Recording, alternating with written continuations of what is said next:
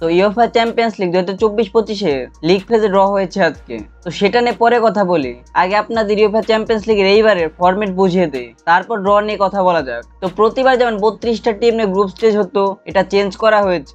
তো এখন থেকে 32টা টিমের বদলে 36টা টিম নিয়ে গ্রুপ স্টেজের বদলে লিগ ফেজ হবে।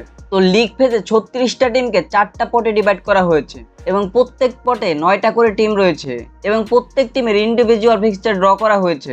তো টিমগুলো প্রত্যেক পট থেকে 2টা টিম করে 4টা পট থেকে 8টা দলের সাথে ম্যাচ খেলবে, যার ভিতর 4টা হোম গেম এবং 4টা ওয়ে গেম খেলবে।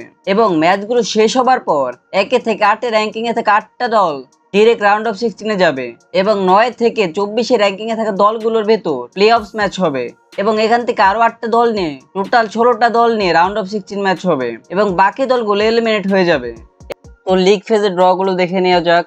তো 4-5টা টিমেরই ফিক্সচার দেখাবো, চলুন দেখে নেওয়া যাক। তো রিয়াল মাদ্রিদ দিয়ে শুরু করা যাক। রিয়াল মাদ্রিদের ডর্টমুন্ডের সাথে হোম গেম রয়েছে, এরপর লিভারপুলের সাথে ওয়ে গেম রয়েছে, এরপর মাদ্রিদের মিলানের সাথে হোম গেম রয়েছে, আটলান্টার সাথে ওয়ে গেম রয়েছে, এরপর মাদ্রিদের সালাসবার্গের সাথে হোম গেম রয়েছে, লিলের সাথে ওয়ে গেম রয়েছে, স্টুটগার্টের সাথে হোম গেম রয়েছে এবং ব্রিস্টের সাথে তাদের ওয়ে গেম রয়েছে।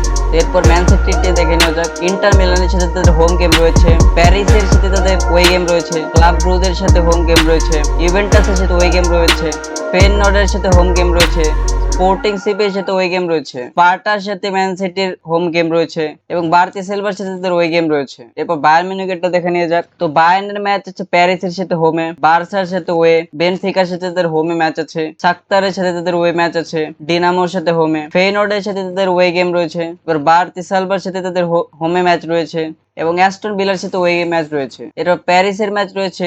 তো প্যারিসের দেখতেই পাচ্ছেন হার্ড একটা ফিক্সচার পড়ছে তাদের জন্য।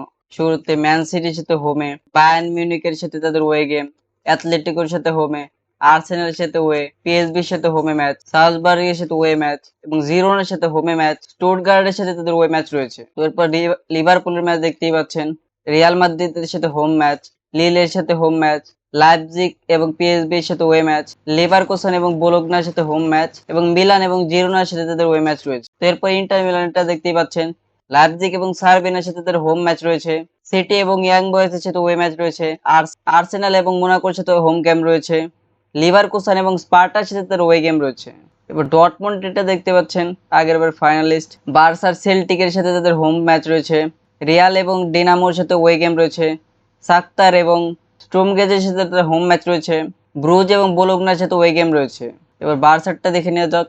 তো বায়ার্ন এবং ইয়াং বয়েজের সাথে তাদের হোম ম্যাচ রয়েছে, ডর্টমুন্ড এবং সার্বিনার সাথে ওয়ে গেম রয়েছে, আটলান্টা ব্রেস্টের সাথে হোম গেম রয়েছে, এরপর বেনফিকা এবং মোনাকোর সাথে বার্সার ওয়ে গেম রয়েছে।